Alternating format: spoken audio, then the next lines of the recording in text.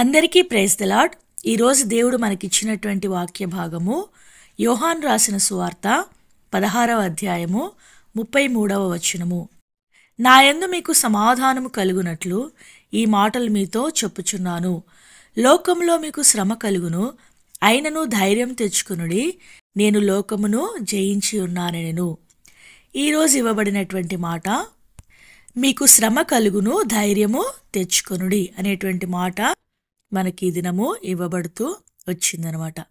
అయితే ఈ యొక్క వచనంలో మనం చూసినట్లయితే, నా యందు మీకు సమాధానము కలుగునట్లు, ఈ మాటలు స్వయాన యేసుక్రీస్తు ప్రభువారే ఈ లోకంలో సంచరిస్తూ ఉన్నటువంటి దినాల్లో ఈ మాటలు చెప్పినట్లుగా మనము చూడవచ్చు అనమాట. పైన 31, 32 వచనాలు మనం చూసినట్లయితే యేసు ప్రభువారే ఈ మాటలు పలికారు. అయితే ఇక్కడ మనం గమనించినట్లయితే, నా యందు మీకు సమాధానము అంటే ఇక్కడ నా యందు అంటే దేవుని యందు, దేవుని యందు మనకు సమాధానం కలుగునట్లు అంటున్నాడు. అంటే దేవునితో కూడా మనకు అసమాధానం ఏర్పడుతుందా?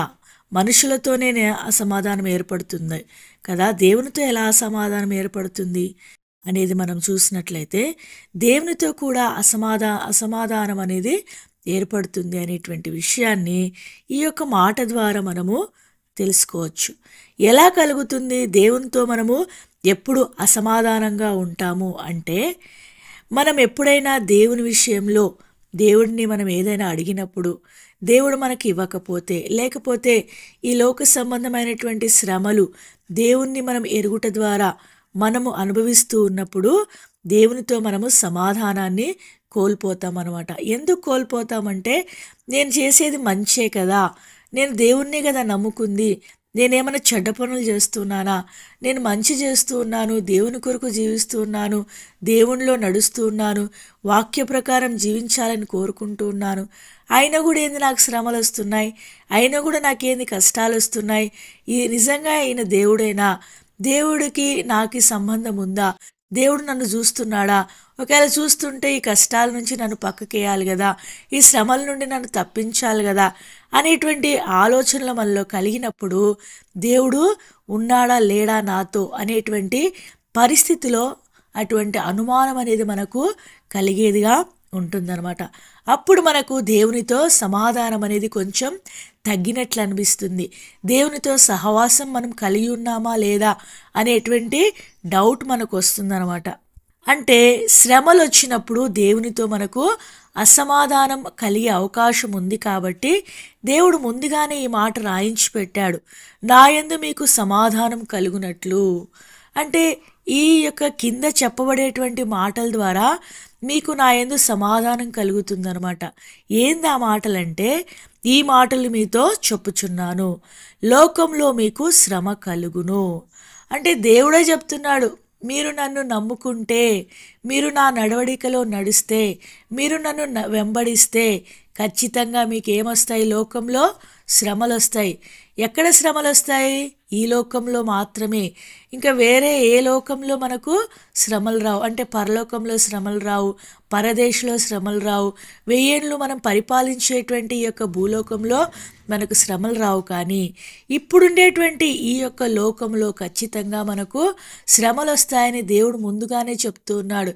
శ్రమ వస్తూ ఉన్నప్పుడు మనం దేవునితో అసమాధాన పడతామేమో అన్నటువంటి ఆలోచనతో దేవుడు ముందుగానే మనకి ఏం చెప్తున్నాడు?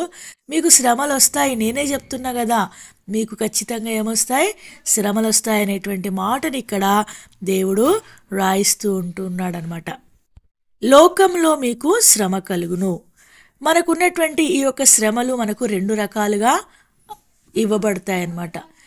ఈ యొక్క శ్రమలు 2 రకాల. మొట్టమొదటిగా మనం ఎలా శ్రమలను ఎదుర్కొంటామంటే, మనం చేసేటువంటి పనుల ద్వారా మనము శ్రమలను ఎదుర్కొంటూ ఉంటాం. తర్వాత మనం ప్రభువు కొరకు నిలబడుట ద్వారా శ్రమలను ఎదుర్కొంటూ ఉంటామన్నమాట. ఇలాగ మనము 2 రకాలమైనటువంటి శ్రమలను మన జీవితాల్లో ఎదుర్కొంటూ ఉంటాం. ఇక్కడ చెప్పబడినటువంటి ఈ యొక్క శ్రమ 2వ రకానికి సంబంధించినటువంటి శ్రమ అనమాట. మనం తప్పులు చేసుకుంటూ మనము దేవునికి దూరం అయిపోయి మన ఇష్టానుసారంగా మనం జీవిస్తూ మనము కొని తెచ్చుకున్నటువంటి శ్రమల గురించి ఈ యొక్క మాట రాయబడలేదు. కానీ దేవుణ్ణి ఎరిగిన తర్వాత దేవుని నమ్మకంగా సేవిస్తూ ఉన్నప్పుడు, దేవుని ఎడల నీ యొక్క సహవాసం ఎక్కువ అవుతూ ఉన్నప్పుడు, దేవునికి నీవు సన్నిహితుడుగా అవుతూ ఉన్నప్పుడు, దేవుని కొరకు నీవు ప్రయాసపడుతూ ఉన్నప్పుడు, దేవుని కొరకు నీవు జీవిస్తూ ఉన్నప్పుడు, ఆయనను మాత్రమే నీ గురిగా ఉంచుకొని నువ్వు ఆయనను వెంబడిస్తూ ఉన్నప్పుడు నీకు వచ్చేటువంటి శ్రమల గురించి దేవుడిక్కడ చెప్తూ ఉంటూ ఉన్నాడనమాట. అంటే దేవునికి సన్నిహితంగా ఉంటే కూడా శ్రమలు వస్తాయా అంటే వస్తాయి, ఖచ్చితంగా శ్రమలు వస్తాయి. అయితే ఆ శ్రమల వల్ల నీకు ఖచ్చితంగా ఒక దినాన మహిమ ఉంది అనేటువంటి విషయం కూడా దేవుని వాక్యంలోనే దేవుడు మనకు తెలియజేస్తూ ఉంటూ ఉన్నాడు. మన స్వతహాగా మన సొంతంగా తెచ్చుకునేటువంటి ఆ యొక్క శ్రమలు ఏంటివో 2 విషయాలు మనం ఈరోజు చూస్తాము. చూడండి, దేవుని వాక్యంలో నెహెమ్యా గ్రంథము 9వ అధ్యాయము 37వ వచనంలో, మా పాపములను బట్టి నీవు మా మీద నియమించిన రాజులకు అది అతి విస్తారముగా ఫలమిచ్చుచున్నది. వారు తమకిష్టం వచ్చినట్లు మా శరీరముల మీదను మా పశువుల మీదను అధికారం చూపుచున్నారు గనుక మాకు చాలా శ్రమలు కలుగుచున్నవి. ఇక్కడ మనుషులకు కలిగేటువంటి శ్రమల గురించి దేవుడు రాయిస్తూ ఉంటూ ఉన్నాడు. ఈ శ్రమలు ఎలా వస్తూ ఉంటూ ఉన్నాయంటే వారి యొక్క పాపములను బట్టి ఇక్కడ శ్రమలు వారు ఎదుర్కొంటూ ఉన్నట్లుగా దేవుని వాక్యంలో దేవుడు తెలియజేస్తూ ఉంటూ ఉన్నాడు. అంటే మన జీవితాల్లో మనం చేసేటువంటి పాపాన్ని బట్టి దేవుడు మనల్ని శత్రువులకు అప్పగించి మనం ఏ పాపంలో మనము నివసిస్తూ ఉన్నామో, ఏ పాపము ద్వారా మనం ఈడవబడుతూ ఉన్నామో దానికే మనల్ని దాసులుగా చేస్తాడనమాట దేవుడు. అవే మనల్ని ఏల్తూ ఉంటాయి. అవే మన శరీరాలని, మన యొక్క వస్తువులను, మన చుట్టూ ఉన్నటువంటి మన సొంతమైనటువంటి వాటిని అవి ఏలుతూ ఉంటాయి. ఎందుకంటే మనం వాటికి ఏమైపోయాం? బానిసలైపోయాం. పాపం చేస్తూ చేస్తూ పాపానికి బానిసలుగా ఉన్నటువంటి మనల్ని పాపమే ఏలేదిగా ఉంటుందన్నమాట. పాపం కింద మనం అనేకమైనటువంటి చాలా శ్రమలు అనుభవించేటువంటి వారంగా ఉంటామన్నమాట. ఇది దేవుణ్ణి నమ్ముకున్న తర్వాత కూడా మనం ఇటువంటి శ్రమలు అనుభవించగలుగుతామన్నమాట. ఎందుకంటే క్రీస్తు ప్రభువారిని మనం ఎరిగినా కూడా మనము ఏమీ తప్పు చేయకుండా పరిశుద్ధంగా జీవిస్తున్నాము అనేటువంటి విధానం కాదు. కానీ మన జీవితాల్లో మన యొక్క సొంత ఆలోచనలు, సొంత తలంపులు, మన ఇష్టానుసారమైనటువంటి జీవితాన్ని దేవుణ్ణి పక్కన పెట్టేటువంటి పరిస్థితులు వచ్చినప్పుడు తప్పకుండా నీవు చాలా శ్రమలు పొందవలసినటువంటి అవకాశం ఉందన్నమాట. అయితే రెండవ విధంగా ఎలాగ మనకు శ్రమలు వస్తాయి? ఇక్కడ మనం చూసినటువంటి ఈ యొక్క వచనం ప్రకారం మనం చేసేటువంటి పాపమును బట్టి మనకు శ్రమలు విస్తరిస్తాయనేటువంటి విషయాన్ని దేవుడు తెలియజేస్తూ ఉంటూ ఉన్నాడు. రెండవదిగా మనం చూసినట్లయితే ఇంకా శ్రమలు ఎలా వస్తాయి? కీర్తనలు 16వ అధ్యాయము 4వ వచనం మనం చూసినట్లయితే, యెహోవాను విడిచి వేరొకని అనుసరించు వారికి శ్రమలు విస్తరించును. ఇక్కడ ఎవరికి శ్రమలు వస్తాయంటే దేవుణ్ణి విడిచిపెట్టేసి వేరే వాళ్ళని అనుసరిస్తూ ఉంటే తప్పకుండా మనకేమొస్తాయి? శ్రమలు వస్తాయన్నమాట. దేవుణ్ణి ఎరిగిన వారి గురించి ఈ యొక్క మాటలు రాయబడుతూ ఉన్నాయన్నమాట.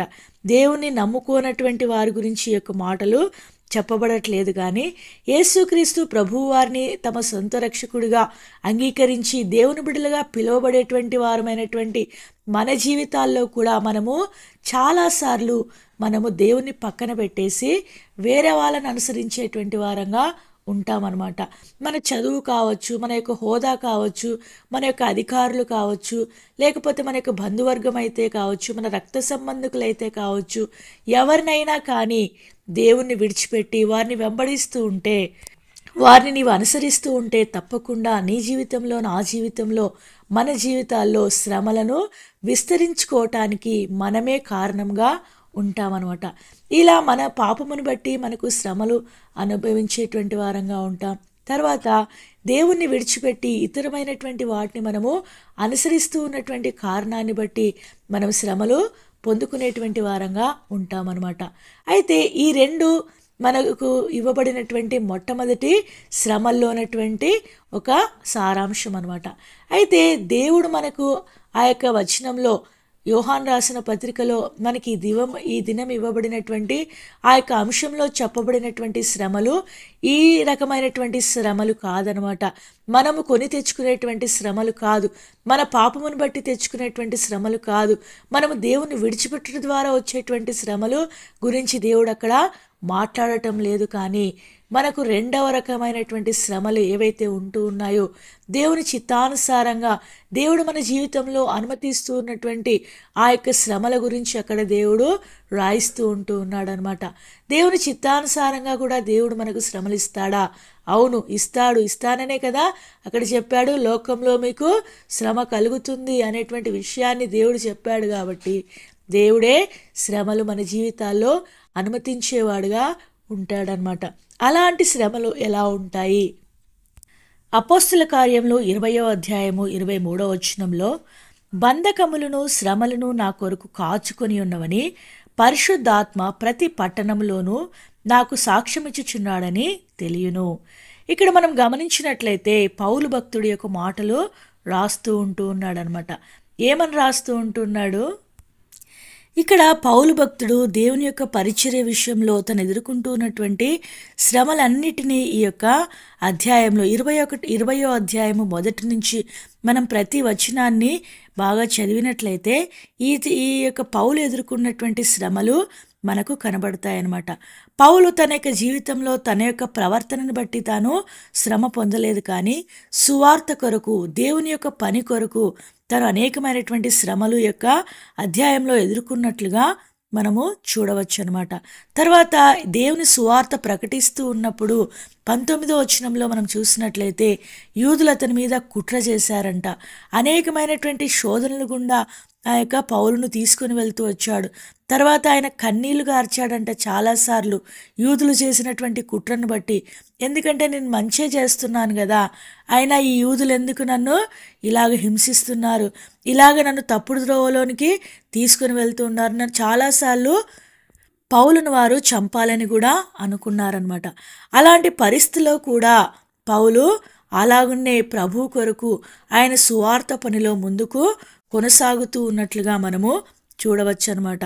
బంధకములు వచ్చాయి, తర్వాత శ్రమలు కాచుకొని ఉన్నాయంట పౌలు కోసం. బంధకాలంటే ఆ దినాల్లో బంధకాలు చెరసాల ఉండవచ్చు, కానీ ఈ దినాల్లో నీకు నీ యొక్క బంధువుల ద్వారా, నీ ఇంటి వారి ద్వారా, నీ స్నేహితుల ద్వారా, నీ సంఘస్థుల ద్వారా, ఇంకా ఎవరి ద్వారా అయితే నీవు బంధింపబడుతూ ఉంటూ ఉన్నావు, ఆటంకాలన్నమాట, ఆటంకపరచబడేటువంటివన్నీ కూడా బంధకముల క్రిందికే వస్తాయన్నమాట. నీవు చేస్తూ ఉన్నటువంటి పరిచర్య, నీవు చేస్తూ ఉన్నటువంటి సువార్త సేవ, నీవు చేస్తూ ఉన్నటువంటి ఏదైనా కానీ ప్రభువు కొరకు నీవు చేసేటువంటి పని, అది మందిరంలో ఏ పనైనా కావచ్చు, లేకపోతే బోధలో ఏ పనైనా కావచ్చు, సువార్త పనైనా ఏ పనైనా కావచ్చు అనమాట. ఎవరైనా నిన్ను ఆటంకపరుస్తూ ఉంటే ఈ ఆటంకాలు వస్తాయని దేవుడు ముందుగానే చెప్తూ ఉన్నాడు నీకు. ఏ ఆటంకాలు వచ్చినా కూడా నీవేలా ఉండాలంట, ధైర్యం తెచ్చుకో అంటున్నాడు. దేవుడే నీకు అనుమతిస్తూ ఉన్నాడు, ఖచ్చితంగా నీకు వస్తాయి అలాంటి శ్రమలు అనేటువంటి విషయాన్ని దేవుడు ముందుగానే రాయించి ఉన్నాడు గనుక నీవు సువార్త పని నిమిత్తమై బంధకముల గుండా, తర్వాత నీవు ఆ శ్రమల గుండా వెళ్తూ ఉంటే నీవు ఆ యొక్క శ్రమల యందు ఆనందించేటువంటి వాడుగా ఉన్నట్లయితే ఒక దినం వస్తుంది, ఆ యొక్క ప్రత్యక్షం, దేవుడు ప్రత్యక్షపు కాబోయేటువంటి ఆ యొక్క దినమున దేవుడు మహిమగల సింహాసనం ఎదుట నిన్ను ఘనపరచబోతూ ఉంటూ ఉన్నాడనమాట. ఆ యొక్క మాట కూడా దేవుని వాక్యంలోనే రాయబడుతుంది. రోమీయులకు రాసిన పత్రిక 8వ అధ్యాయము 18వ వచనంలో ఆ యొక్క మాటను మనము చూడవచ్చు అనమాట. మన ఎడల ప్రత్యక్షము కాబో మహిమ ఎదుట ఇప్పటి కాలపు శ్రమలు తగినవి కావని ఎంచుచున్నాము.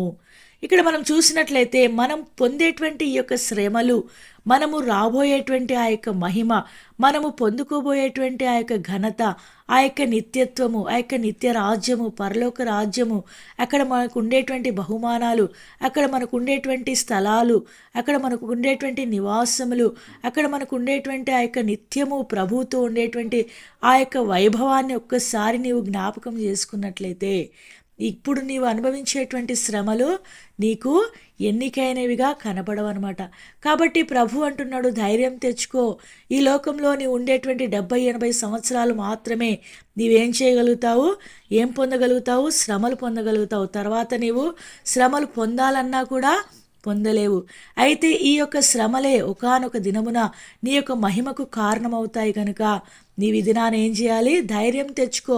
ఎటువంటి శ్రమల గుండా నీవు వెళ్తూ ఉన్నప్పటికీ కూడా, అది శరీర సంబంధమైనటువంటి శ్రమ అయితే కావచ్చు, మనుషులతో నీవు ఎదుర్కొంటున్నటువంటి శ్రమ అయితే కావచ్చు, శత్రువైనటువంటి సైతాను గుండా నీవు ఎదుర్కొంటూ ఉన్నటువంటి శ్రమ అయితే కావచ్చు, ఏ శ్రమను గుండా అయినా నీవు వెళ్తూ ఉన్నా కూడా ఖచ్చితంగా నీవేం చేయాలంట, ధైర్యం తెచ్చుకో. నేను నిన్ను ఆదరిస్తాను. ఆ యొక్క శ్రమలో నేను విడిచిపెట్టేటువంటి దేవుడు కాదు. దేవుడు నీ యొక్క ప్రక్కనే ఉండి ఆ యొక్క శ్రమలో నిన్ను ఆదరించేటువంటి దేవుడుగా ఉంటూ ఉన్నాడు. ఆ యొక్క మాట కూడా దేవుని వాక్యంలోనే మనం చూస్తామన్నమాట. 2వ కొరింథీయులు రాసిన పత్రికలో 1వ అధ్యాయము 5వ వచనంలో మనం చూసినట్లయితే, క్రీస్తు యొక్క శ్రమలు మా యందు ఎలాగ విస్తరించుచున్నవో అలాగే క్రీస్తు ద్వారా ఆదరణయు మాకు విస్తరించుచున్నది. అంటే క్రీస్తు ఏ శ్రమలైతే పొందాడో అలాంటి శ్రమలే, అలాంటి ఆటంకాలే ఇక్కడ వీరు ఎదుర్కొంటూ ఉన్నప్పటికీ కూడా, అదే క్రీస్తు ద్వారా కూడా వారు ఏం పొందుకుంటూ ఉన్నారు, ఆదరణను పొందుచు ఉన్నారు. ఆదరణ కూడా విస్తరిస్తుందంట. శ్రమలు ఎక్కడ విస్తరిస్తే అక్కడ దేవుని యొక్క ఆదరణ కూడా విస్తరిస్తూ ఉంటుంది. కాబట్టి ఆ యొక్క శ్రమలు మనకు శ్రమలుగా అనిపించవన్నమాట. కొద్దిగా కన్నీరు వస్తుంది, కొద్దిగా బాధ అనిపిస్తుంది, కానీ అవి ఎన్నికైనవి కావు. వెంటనే మన ప్రభువు మన పక్కనున్నాడు, ఆయన మనల్ని ఆదరిస్తూ ఉన్నాడు. కాబట్టి నువ్వు ధైర్యం తెచ్చుకో. నేను లోకాన్నే జయించాను, నువ్వు భయపడాల్సిన పని లేదు. లోకంను జయించినటువంటి దేవుడు మనలో ఉన్నప్పుడు మనము ఎవరికీ భయపడవలసినటువంటి అవసరం లేదు. పరిచర్య విషయంలో ప్రభువు నిన్ను నడిపించిన కొలది నీవు ముందు కొనసాగటానికి నీవేమాత్రము విచారించవలసినటువంటి అవసరం లేదనమాట. దేవుని కొరకు నీవు చేసేటువంటి ప్రతి పనిలో దేవుడు నీకు సహాయకుడుగా ఉంటాడు. ప్రభు కొరకు నీవు నిలవబడు, ప్రభు కొరకు శ్రమను అనుభవించు. ప్రభు సువార్త పనిలో, ప్రభు పనిలో నువ్వు ఎంతైనా ముందుకు కొనసాగినప్పుడు తప్పకుండా ఒక దినాన ప్రభు ఈ లోకంలో ఉన్నన్ని రోజులు నిన్ను ఆదరిస్తాడు. ఒక దినాన మహిమలో నిన్ను కూడా ఉంచి, రాబోయేటువంటి దినాల్లో మనం ఈ లోకం విడిచిన తర్వాత మనకు వచ్చేటువంటి ఆ యొక్క మహిమను మనము చూసుకుంటూ, దాని మీదే మనం గురి ఉంచుకుంటూ, ఈ శ్రమలో మనం మర్చిపోయేటువంటి వారంగా ప్రభు వైపు చూస్తూ మనం ముందు కొనసాగాలని దేవుడు మనకి ఈ దినమున తెలియజేస్తూ ఉంటున్నాడు. దేవుడు మనకిచ్చినటువంటి యొక్క కొన్ని మాటలను దీవించి ఆశీర్వదించునుగాక. మరొకసారి మనకిచ్చినటువంటి వాక్య భాగమును చదువుకుని ముగించుకుందాం. యోహాను సువార్త 16వ అధ్యాయము 33వ వచనం. నా యందు మీకు సమాధానం కలిగినట్లు ఈ యొక్క మాటలు మీతో చెప్పుచున్నాను. లోకంలో మీకు శ్రమ కలుగును, ఆయనను ధైర్యం తెచ్చుకునుడి, నేను లోకమును జయించి ఉన్నానను. ఈ యొక్క మాటను బట్టి మనము ధైర్యం తెచ్చుకొని ప్రభు శ్రమల్లో ఆనందించేటువంటి వారంగా ప్రభు మనల్ని సిద్ధపరచునుగాక. దేవుడి కొన్ని మాటలను దీవించి ఆశీర్వదించునుగాక. ఆమెన్.